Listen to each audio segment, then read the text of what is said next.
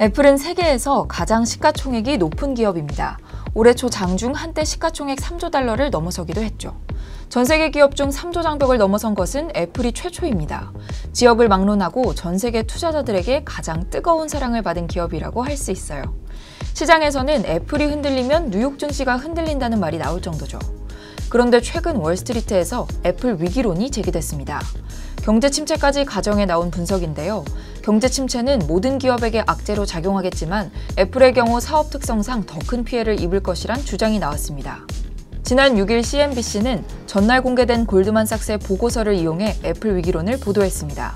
내년 경기 침체 상황에서 애플의 실적이 큰 폭으로 꺾일 것이란 분석 보고서입니다.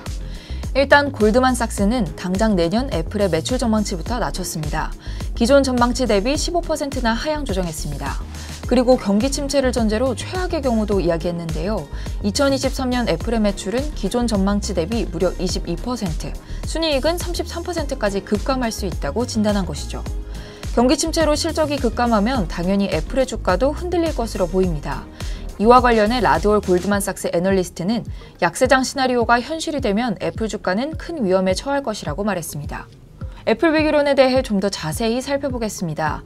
일단 경기 침체는 필연적으로 극심한 소비 둔화를 동반합니다. 이에 대응해 기업은 선제적으로 인력을 감축하곤 하죠. 매출 성장이 어려운 상황에서 재무 건전성이라도 제고하기 위해 자구 노력을 기울이는 것입니다. 문제는 이런 대량 해고는 사람들의 소득을 줄이고 미래 소비 심리까지 위축시킨다는 점입니다.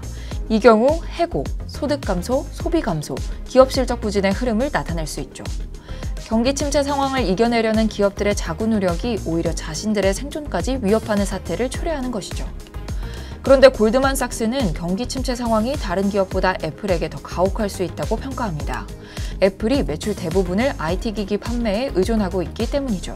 전자제품의 경우 가격대가 높고 교체 주기가 긴 탓에 경기 불황 때 사람들이 가장 먼저 소비를 줄이는 품목입니다. 사실 이미 애플의 위기는 시작된 모습입니다. 아직 경기 침체가 현실이 되지도 않은 상황인데요. 성장 정책 국면에서 이미 전자제품 소비가 급격히 줄어드는 모습이 나타나고 있죠. 일단 전자제품에 대한 시장 수요 감소는 재고 회전 일수를 통해 확인할 수 있습니다. 재고 회전 일수는 보유하고 있는 재고가 매출로 발생할 때까지 걸리는 시간을 의미하는데요. 세계 최대 전자제품 판매점 체인 베스트바이의 올 1분기 재고 회전 일수는 74일로 예년 평균보다 14일이나 늘어난 상태죠. 또 유통업체 월마트와 타깃 등도 지난 실적 발표 때 전자제품과 가전제품 위주로 재고가 쌓여있다고 밝히기도 했습니다. 특히 애플의 주력 제품이라고 할 수 있는 스마트폰의 수요는 더욱 가파르게 줄고 있습니다.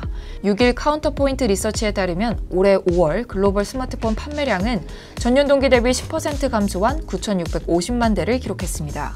2020년 5월 이후 처음으로 1억 대를 하회한 거죠. 하반기에도 스마트폰의 수요는 살아나기 힘들 것으로 전망되는데요. 2022년 총 스마트폰 판매량은 5억 1,830만 대 수준으로 전년 대비 10.2% 줄어들 것으로 전망되고 있습니다. 물론 골드만삭스와 다른 의견을 내놓은 전문가들도 있습니다. 애플의 IT 기기는 시장에서 프리미엄 제품으로 널리 인정받고 있는데요. 통상 불황에도 프리미엄 시장 수요는 일정하게 유지되기 때문에 애플 역시 큰 사업적 위기를 겪지 않을 것이란 의견도 나오고 있죠. 이런 소비 양극화도 이미 나타나고 있는 현상 중 하나입니다. 이와 관련해 파이낸셜 타임즈는 지난 6일 소비 심리가 위축되고 있지만 고소득 소비자는 프리미엄 제품에 아낌없이 지갑을 열고 있다며 소득과 자산에 따른 소비 분절 현상이 심화되고 있다고 보도하기도 했습니다. 애플의 위기는 과연 현실이 될까요?